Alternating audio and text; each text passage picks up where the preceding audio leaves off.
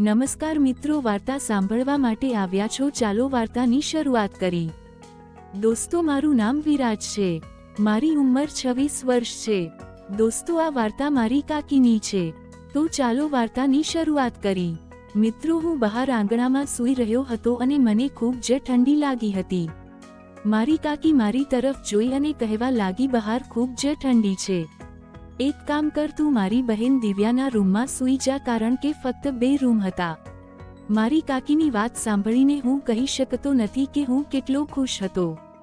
હું મારી કાકીની વાત માની દિવ્યાના રૂમમાં ચાલ્યો ગયો અને સૂઈ ગયો. દિવ્યા પણ સૂઈ રહી હતી. હું તેની બાજુમાં સૂઈ ગયો. અડધી રાત થઈ તો મેં દિવ્યા પર હાથ ફેરવવાનું શરૂ કર્યું. દિવ્યા પણ જાગી રહી હતી, પરંતુ તેણે મને કશું કહ્યું નહીં.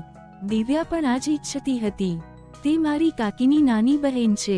તે ખૂબ જ સુંદર હતી, પણ મને તેને સુંદર કહેવામાં ખૂબ જ શરમ આવતી હતી, કારણ કે મને ડર હતો કે જો મેં તેને આવું કહ્યું તો તે કાકીને કહી દેશે.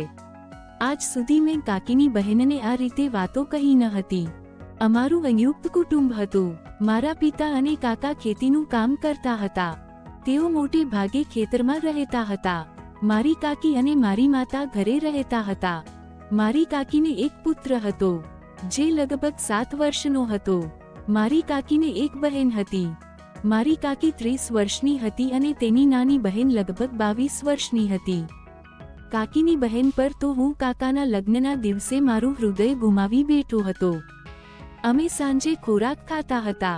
તે જ સમયે કાકીએ મને કહ્યું કે છોટુનો જન્મદિવસ છે અને તેની માસી અહીં આવવાની છે. બસ કોઈ તેને લઈ આવે. મેં મારી કાકીને પૂછ્યું કે કાકી, તમારા પરિવારમાંથી પણ કોઈક આવવાનું છે? કાકીએ કહ્યું કે ના, પાપાની તબિયત સારી નથી, તેથી માં તેમને છોડીને આવી શકે નહીં. પરંતુ મારી નાની બહેને કહ્યું કે મારે એકમાત્ર ભાણેજનો જન્મદિવસ છે, તો હું ચોક્કસ આવીશ. જ્યારે તે બસ સ્ટેન્ડ પર આવશે ત્યારે તમે તેને લઈ આવો. મેં તેમને તમારો નંબર આપ્યો છે. તે તમને બસ સ્ટેન્ડ પર આવીને બોલાવશે. હું તેમને કહી શકતો નથી કે તે સમયે હું કેટલો ખુશ હતો. હું ઝડપથી ખાઈને મારા રૂમમાં ગયો. મેં સુંદર પેન્ટ શર્ટ કાઢીને ઇસ્ત્રી કરવાનું શરૂ કર્યું, કારણ કે આજે હું કાકીની બહેનને આકર્ષિત કરવાનો હતો. હું તેને લાંબા સમયથી પસંદ કરતો હતો, પરંતુ મને ખબર નહોતી કે તે મને પસંદ કરે છે કે નહીં. મેં તેને ક્યારેય તેના વિશે પૂછ્યું નહીં, કારણ કે મારી અંદર આટલી હિંમત ન હતી. પછી હું આતુરતાથી તેના કોલની રાહ જોતો હતો. હું ઈચ્છતો હતો કે તે મને ઝડપથી બોલાવે અને હું ભાગતો તેની પાસે જઉં અને ગળે લગાવું. પરંતુ ગળે લગાડવું હું ફક્ત મારા સપનામાં જ વિચારી શકું છું. ખરેખર હું કંઈ કરી શકતો નથી. મેં ઝડપથી મારા કપડાં ઇસ્ત્રી કર્યા અને બાથરૂમમાં સ્નાન કરવા ગયો.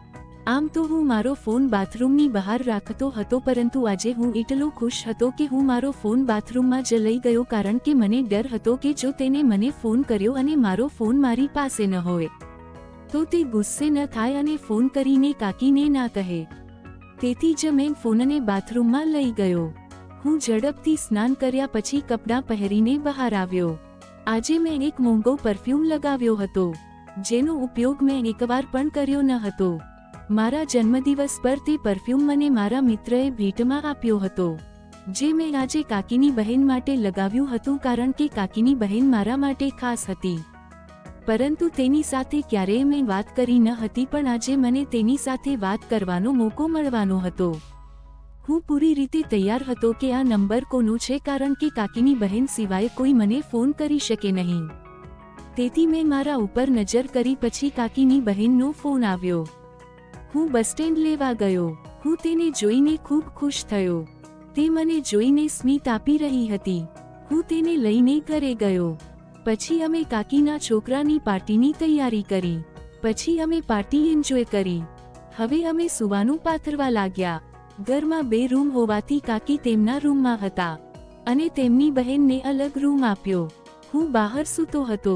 મને બહાર સૂતા જોઈ કાકીએ કહ્યું, બહાર ઠંડી છે, તું મારી બહેનના રૂમમાં જઈને સૂઈ જા. હું ત્યાં જઈને કાકીની બહેનની બાજુમાં સૂઈ ગયો. પછી મોડી રાત્રે મેં કાકીની બહેનને અડવાનું શરૂ કર્યું. તે જાગી ગઈ, પણ મને કાંઈ કહ્યું નહીં. હું મારું કામ કરતો હતો. પછી તે જાગીને મને સપોર્ટ કરવા લાગી. અમે કિસ કરવાનું ચાલુ કર્યું. પછી અમે કબડ્ડી રમ્યા અને આખી રાત મોજ કરી. આવી જ વાર્તા સાંભળવા માટે ચેનલને સબસ્ક્રાઇબ કરજો દોસ્તો. ધન્યવાદ.